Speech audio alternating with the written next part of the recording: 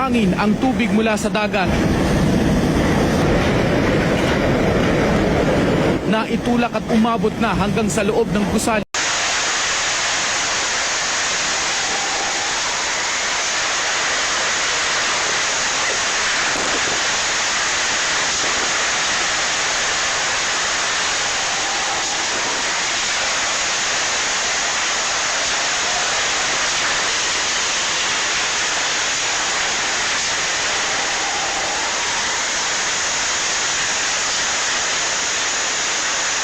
Lagpas dekada na at ilang taon na ang lumipas matapos manalasa ang superbagyong Yolanda noong 2013 na.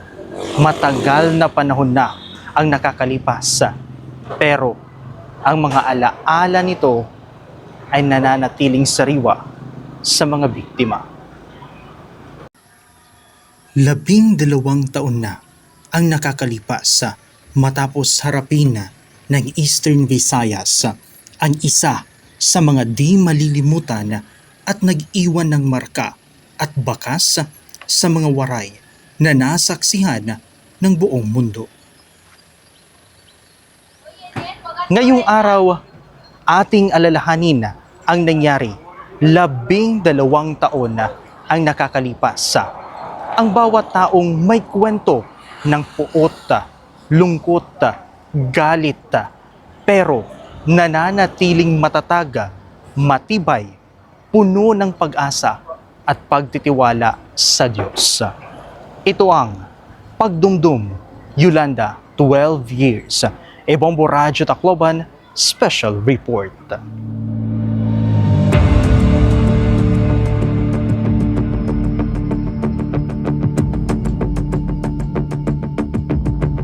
Ang Eastern Visayas ay isa sa mga lugar sa Pilipinas na nasa Pacific Ring of Fire na kung saan karaniwang nakakaramdam at humaharap sa mga kalamidad tulad ng lindol at lalo na ang mga bagyo. Sa buong Pilipinas, aabot sa 20 mga bagyo ang pumapasok sa Philippine Area of Responsibility o PAR taon-taon na kung saan nasa 8 hanggang 10 mga bagyo ang tumatawid sa kalupaan ng bansa. Dahil sa lokasyon ng rehiyon na nakaharap sa Pacific Ocean, nagiging karaniwang landfall area ito ng mga bagyo na naglalagay naman sa banta sa rehiyon bawat taon.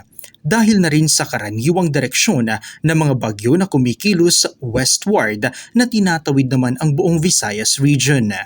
Maraming mga kaganapan ang nangyari sa rehiyon mula sa kasaysayan ng bansa hanggang sa mga kalamidad.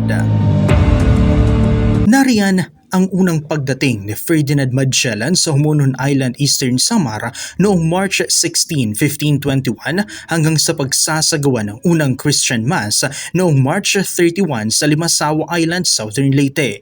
Balanghiga Massacre noong 1901 na nagsagawa ang mga rebelding Pilipino ng sorpresang pag-atake sa mga tropa ng Amerika. Leyte Gulf Landings at Battle of Leyte Gulf noong 1944 na kinukonsiderang largest naval battle in modern history matapos na muling bumalik si General Douglas MacArthur kasama ang mga kaalyadong puwersa sa mga karagatan ng Palo at Dulag, Leyte. Nagsilbi ring temporaryong kapital ng bansa ang Tacloban City sa ilang panahon matapos ang paglanding ni MacArthur. Nagkanlong din ang Giwan Eastern Samar ng mga Russian refugee asylum mula sa 1949 hanggang 1951 para sa mga Russian refugees na tumatakas mula sa kamay ng mga komunistang China.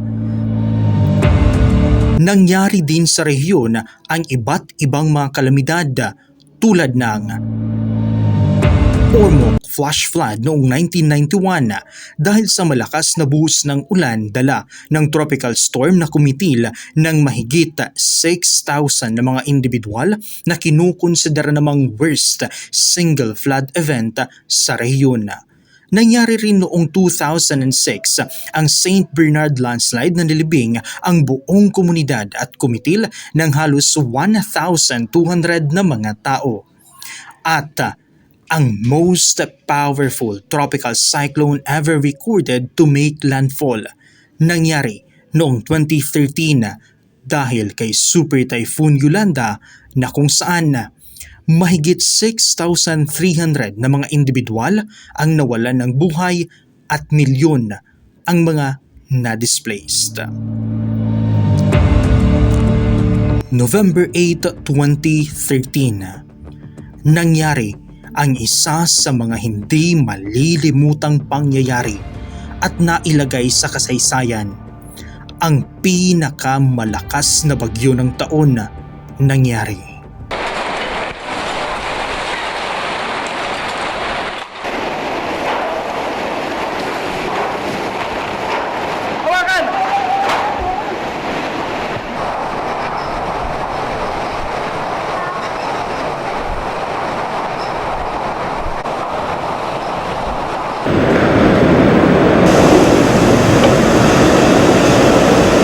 Go, go! Woo! Lakas! Puno! Babasahin tayo dito. Uy!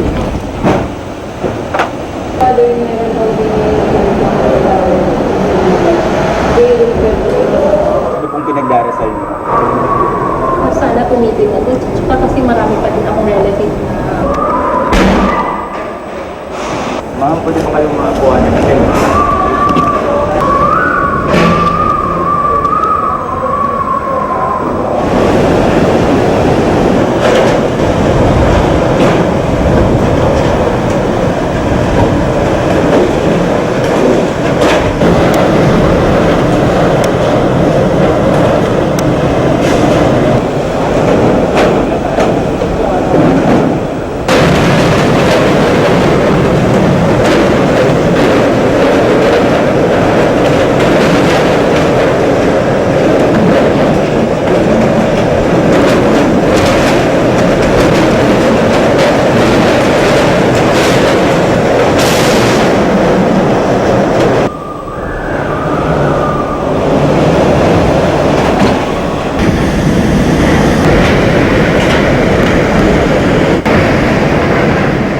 Sa nangyaring pananalasa ng superbagyong Yolanda noong taong 2013, marami ang nabago, mga aral na natutunan at marami pang iba.